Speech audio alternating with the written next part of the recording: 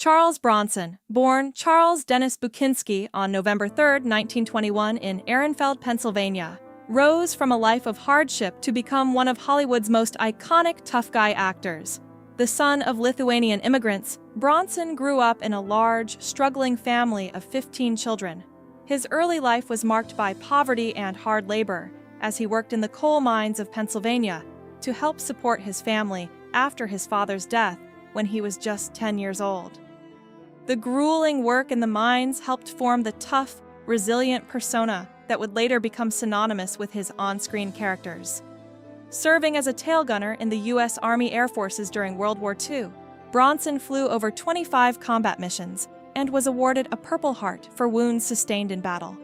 These experiences shaped both his character and his later work in Hollywood, where he would achieve global fame. From soldier to actor. The early years after the war, Bronson took advantage of the GI Bill to study art, but it was his transition into acting that changed his life. He began his film career in the 1950s, initially appearing in small, often uncredited roles. In a time of Cold War tensions, he chose to change his name to Charles Bronson, an Americanized version of his birth name, to avoid any prejudice tied to his Eastern European roots. His breakthrough came with roles in classic films like The Magnificent Seven, 1960, where he portrayed Bernardo O'Reilly, and The Great Escape, 1963, where he played Danny Walensky, a Polish tunneler. These roles established him as a strong, silent type, capable of portraying both stoic action heroes and characters with emotional depth beneath their tough exteriors. The rise to fame, Death Wish, and beyond. Charles Bronson's career reached a turning point with the 1974 film Death Wish, in which he portrayed Paul Kersey, a mild-mannered architect who becomes a vigilante after his wife is murdered and daughter assaulted. The film tapped into the growing public fear of crime in the 1970s and turned Bronson into a major action star. The commercial success of Death Wish led to 4 sequels, solidifying his status as one of Hollywood's most iconic vigilante heroes. The film's success marked a new phase in Bronson's career, where he became the face of gritty, urban action films. His performance in the movie struck a chord with audiences, and his portrayal of justice-driven vengeance helped define his cinematic legacy. The role of Paul Kersey would remain one of Bronson's most memorable and influential performances. European stardom and international recognition. While Charles Bronson found success in America, it was in Europe where he truly became a superstar. His first major leading role came in Rider on the Rain, 1970, a French thriller that earned him international recognition. Bronson became particularly popular in France and Italy, where audiences adored his tough, yet emotionally restrained characters. The French press even gave him the affectionate nickname Le Sacre Monster, meaning the sacred monster, which reflected their admiration for his larger-than-life presence.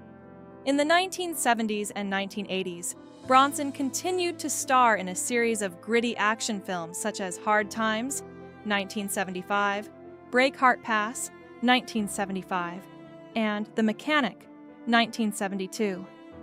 His reputation as a stoic, physical actor grew, and he developed a loyal fan base across Europe, where he was sometimes more revered than in his native United States. A career defined by minimalism and stoicism. What set Charles Bronson apart from other action stars was his minimalist acting style and intense physical presence.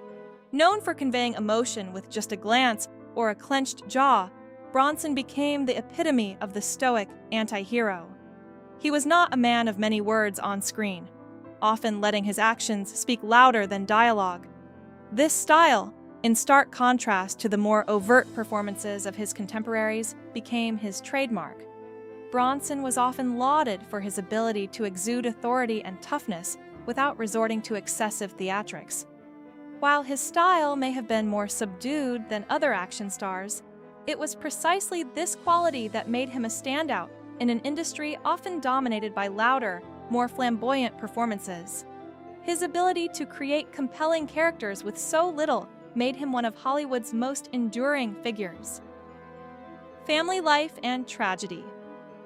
Charles and Jill Bronson made a concerted effort to ensure their children remained close, despite their demanding schedules. They often turned their film sets into makeshift homes, traveling with their children to various locations. Their primary residence was a luxurious mansion, but they also spent time at a rustic 260-acre farmhouse in West Windsor, Vermont, which offered a peaceful escape from the hustle and bustle of Hollywood.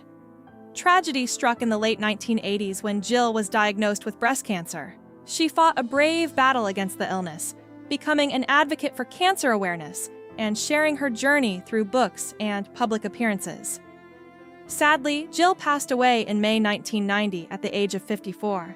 Her death was a devastating blow to Bronson, who had always kept his emotions guarded. In 1991, a made-for-TV film, Reason for Living, the Jill Ireland story, was released, documenting her life and struggle with cancer. Bronson's final marriage to Kim Weeks. In the years following Jill Ireland's death, Charles Bronson found companionship again with Kim Weeks, an actress he had met while working on the audiobook recordings of Jill's memoirs. Kim, who had previously worked at Dove Audio, and Bronson developed a relationship based on mutual respect and shared experience during an emotionally difficult time.